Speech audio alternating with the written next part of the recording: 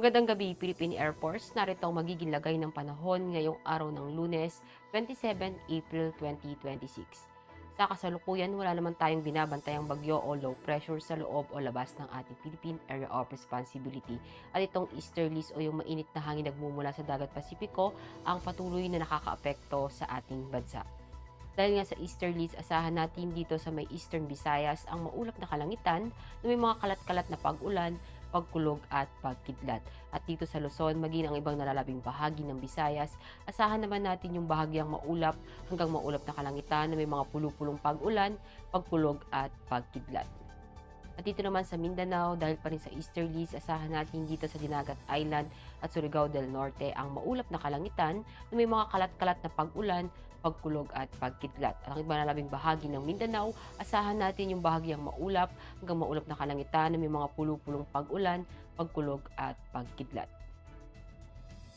At para sa magiging lagay ng panahon sa mga susunod na araw dito sa Metro Manila, asahan natin sa Miyerkules hanggang Biyernes ang bahagyang maulap hanggang maulap na kalangitan na may mga pulupulong pag-ulan, pagkulog at pagkidlat. Maging dito sa may Cavite, sa Lipa, sa may Angeles, sa Puerto Princesa, sa Calayan Island, maging dito sa Mactan at Zamboanga. Sa Davao, asahan natin sa Miyerkules ang bahagyang maulap hanggang maulap na kalangitan na may mga pulupulong pag-ulan, pagkulog at pagkidlat. At pagsapit ng Huwebes at Biyernes, asahan natin yung maulap na kalangitan na may mga kalat-kalat na pag-ulan, pagkulog at pagkidlat. Ang araw ay lumubog ng 1812 at sisikat bukas ng 0535. Para sa ating moon illumination, meron tayong 83% increasing. At para manatiling updated sa lagay at taya ng panahon, i-follow lamang ang Air Force Weather Center sa aming mga social media accounts.